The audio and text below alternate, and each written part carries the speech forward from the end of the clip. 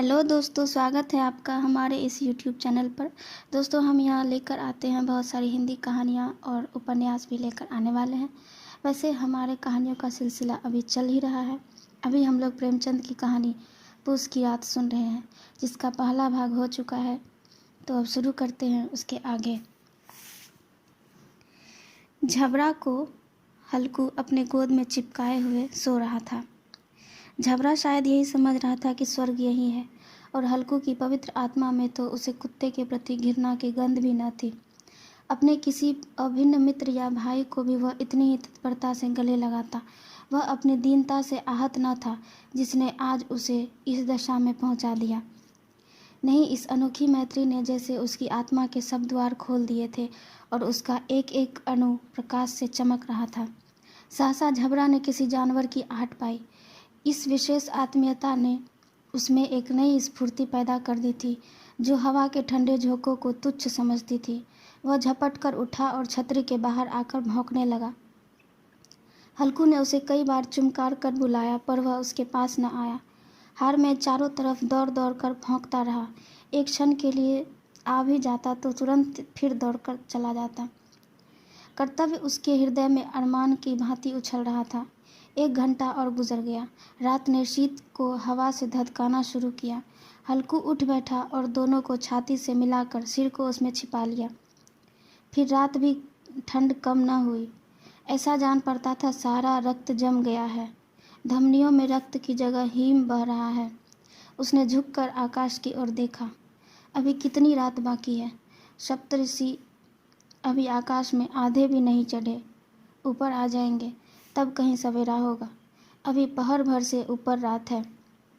हल्कू के खेत से कोई एक गोली के टप्पे पर आमों का बाग था। पतझड़ शुरू हो गई थी। बाग में पत्तियों का ढेर लगा हुआ था। हल्कू ने सोचा, चलकर पत्तियां बटोरूं और उन्हें जलाकर खूब तापूं। रात को कोई मुझे पत्तियां बटोरते देखे तो समझे कोई भूत है। कौन जाने कोई जानवर ही छिपा बैठा हो, मगर अब तो बैठे नहीं रहा जाता।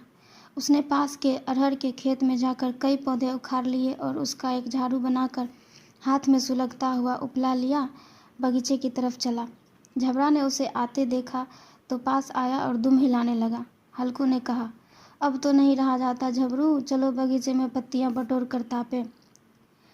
टांढे हो जाएंगे तो फिर आकर सोएंगे, अभी तो रात बहुत है। झबरा ने कू कू करके सहमति प्रकट की और आगे आगे बगीचे की ओर चला। बगीचे में खूब अंधेरा छाया हुआ था और अंधकार में निर्दय पवन पत्तियों को कुचलता हुआ चला जाता था। वृक्षों से ओस की बूंदें टप टप नीचे टपक रही थी। एकाएक एक झोंका मेहंदी के फूलों की खुशबू लिए हुए आया। हल्कू ने कहा, कैसी अच्छी महक आई रे झबरू, तुम्हारी नाक में भी सुगंध आ रही है। झबरा को कहीं से जमीन पर एक हड्डी परी मिल गई थी। उसे वह निचोड़ रहा था। हल्कू ने आग जमीन पर रख दी और पत्तियां बटोरने लगा। जरा देर में पत्तियों का एक ढेर लग गया। हाथ ठिठुरे जाते थे, नंगे पांव गले जाते थे और वह पत्तियों का पहाड़ खड़ा कर रहा था। इसी अलाव में वह ठंड को जलाकर भस्म कर देगा। थोड़ी देर में अलाव जल उठा। उसकी लौ ऊपर वाले वृक्ष की पत्तियों को छू छू कर भागने लगी। उस अस्थिर प्रकाश में बगीचे के विशाल वृक्ष ऐसे मालूम होते थे मानो उस अथाह अंधकार को अपने सिरों पर संभाले हुए हो। अंधकार के उस अनंत सागर में यह प्रकाश एक नौका के समान हिलता हुआ जान पड़ता था। हल्कू अलाव के सामने बैठा आग ताप रहा था। एक क्षण में उसने दोहर उतार कर बगल में दबा ली और दोनों पांव फैला दिए, मानो ठंड को ललकार कर कह रहा हो, तेरे जी में जो आए सो कर। ठंड को असीम शक्ति पर विजय पाकर वह विजय गर्व को हृदय में छिपा न सका। उसने झबरा से कहा, क्यों जब्बर, अब ठंड नहीं लग रही है ना? जब्बर ने कू कू करके मानो कहा, अब क्या ठंड लगती ही रहेगी? पहले से यह उपाय ना सूझा? नहीं, इतनी ठंड क्यों खाते? झबरा ने पूँछ हिलाई। अच्छा आओ इस अलाव को कूद कर पार करें, देखे कौन निकल जाता है। अगर जल गए बचा तो मैं दवा न करूँगा। झबरा ने उस अग्नि राशि की ओर कातर नेत्रों से देखा। मुन्नी से कल न कह देना, नहीं तो लड़ाई करेगी। यह कहता हुआ वह उछला और अलाव के ऊपर से साफ निकल गया। पैरों में जरा लपट लगी। पर वह कोई बात न थी। झबरा आग के गिर्द घूमकर उसके पास फिर से जा खड़ा हुआ। हल्कू ने कहा, चलो चलो, इसकी सही नहीं, ऊपर से कूद कर आओ। वह फिर कूदा और अलाव के इस पार आ गया। पत्तियां जल चुकी थी।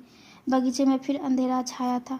राख के नीचे कुछ कुछ आग बाकी थी, जो हवा का झोंका आ जाने पर जरा जग उठी थी, पर एक क्षण में फिर आंखें बंद कर लेती थी।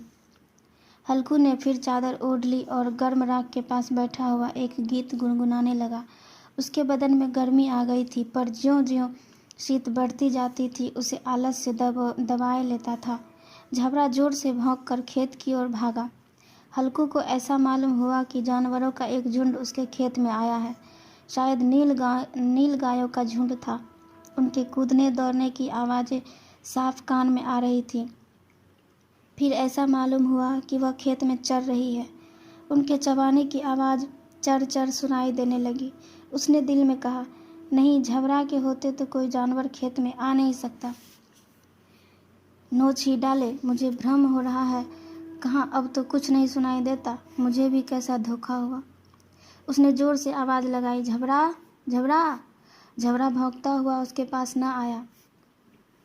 फिर खेत के चरे जाने की आहट मिली। अब वह अपने को धोखा न दे सका। उसे अपनी जगह से हिलना जहर लग रहा था। कैसा दंदाया हुआ था इस जाड़े पाले में खेत में जाना। जानवरों के पीछे दौड़ना असूझ जान बैठा पड़ा। वह अपनी जगह से न हिला। उसने जोर से आवाज़ लगाई, लिहो लिहो लिहो। झबरा भौंक उठा। जानवर खेत पर चर रहे थे। फसल तैयार है। कैसी अच्छी खेती थी, पर ये दुष्ट जानवर उसका सर्वनाश किए डालते।